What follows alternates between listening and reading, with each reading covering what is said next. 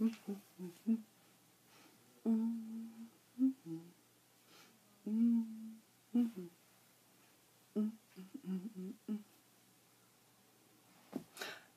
this is Eve from quirkybirdwords.wordpress.com, and I'm here today to tell you about my story of becoming disabled with mental illness and my journey to recovery.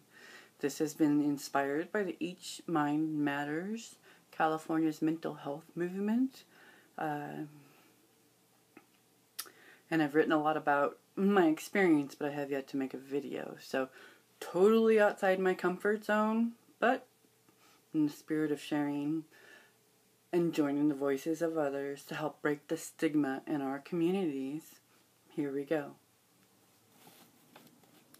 1 in 4 is challenged with a mental illness. I am that one. In 2010, I triggered with psychogenic non-epileptic seizures and post-traumatic stress disorder. Before becoming mentally disabled, I was an online designer, social media guru, and nationally syndicated blogger. After the trigger, I lost 6 years of memory, day-to-day tracking of time, and the ability to talk and be understood. And my cognitive abilities dissipated at a rapid rate. I also struggled with body tics, tremors, seizures, and chronic struck by lightning pain.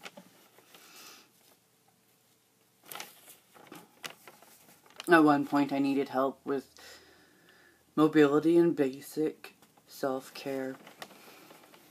If that wasn't challenging enough, the stigma of having mental illness permeated every aspect of life. During the darker days, my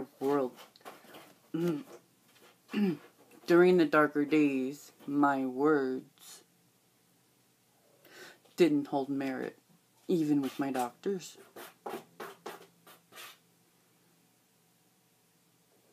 People would talk in front of me,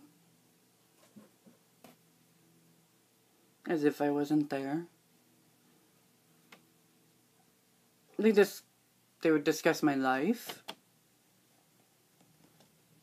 my history, and what they thought was wrong with me. My stutter, inability to hold my body still, and other physical factors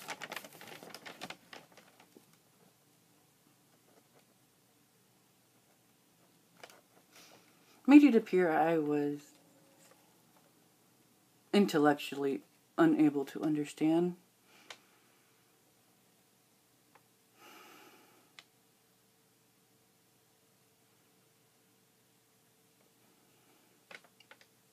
What I learned from family members is they didn't realize I could understand them. They thought I was mentally absent. Rather, they thought that I wasn't mentally present. And yeah, sometimes I wasn't rooted in this dimension, but often I understood what was going on around me. The stigma interfered with every aspect of life. Even on the most basic social interactions. Often, when I answered a question, others questioned my answer. How could I make a good life choice when I was mentally ill? Many treated my decisions as deranged. They knew what was better for me, and I felt like a burden. And that my contributions had zero merit. For some years, I was bounced between mental health professionals and doctors. I didn't argue my diagnosis, but I also couldn't find appropriate treatment. When I asked my 5th neurologist how I could have a better quality of life, he scratched his head and showed me to the door.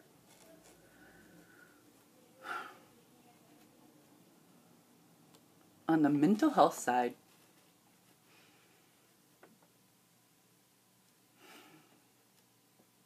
my psychiatrist didn't know how to help. They'd never seen anyone like me before in their practice. The honesty was really refreshing, but it wasn't helpful. And the treatment ended up being a shotgun approach to medication and a weekly therapy session. By 2012, I couldn't see an end to the nightmares, the physical pain, and the mind monsters.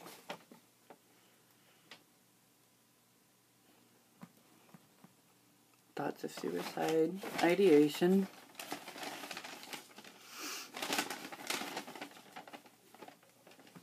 set in.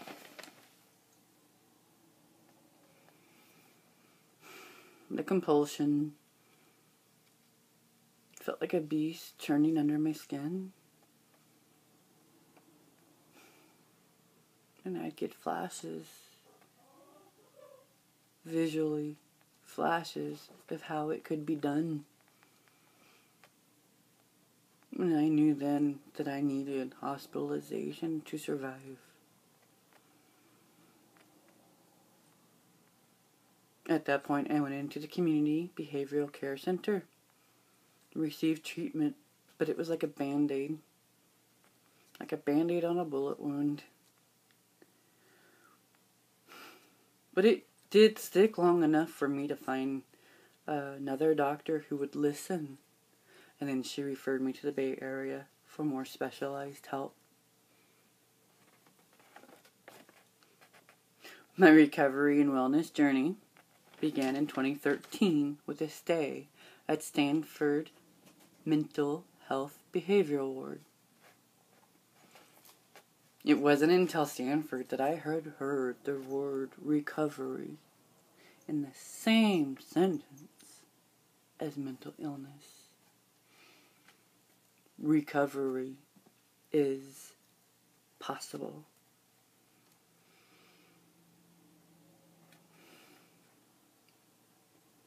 And that knowledge re-sparked my fight for a real life.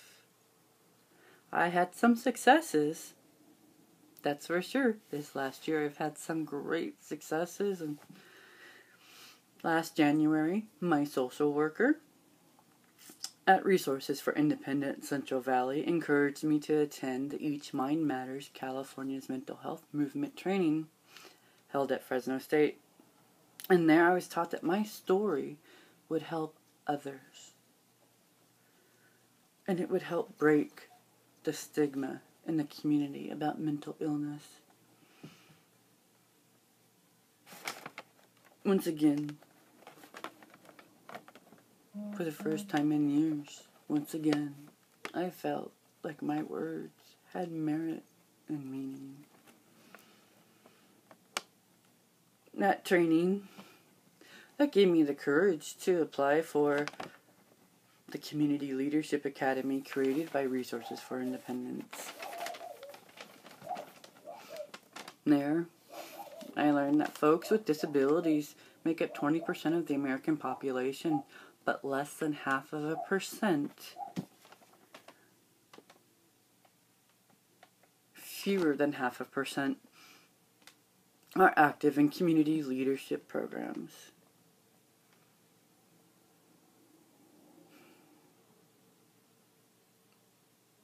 Imagine that.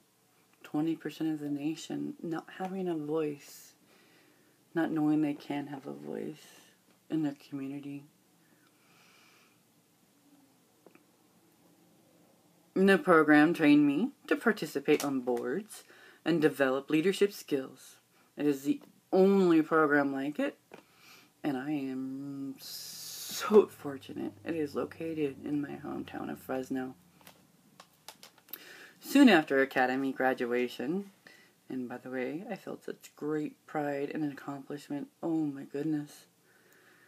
I applied for and went through the process to become a Resources Board member That I was a consumer wasn't a detriment, but a welcome addition. Even with my disability, I can make a difference and help others. A few weeks later, I was recommended by resources to sit on the California State Council on Developmental Disabilities Area 8 Board, and soon after was appointed by Governor Jerry Brown. My intention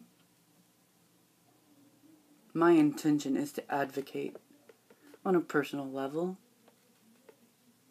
legislative action, and systematic change. Today,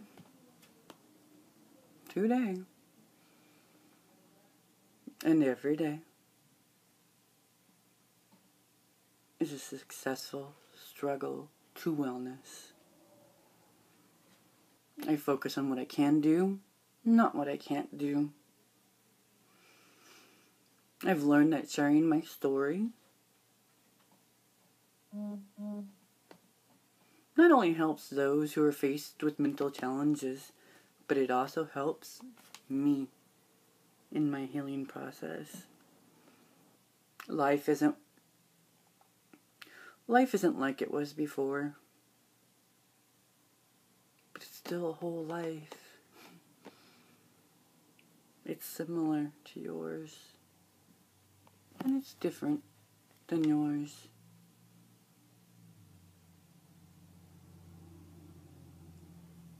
It's a worthy life.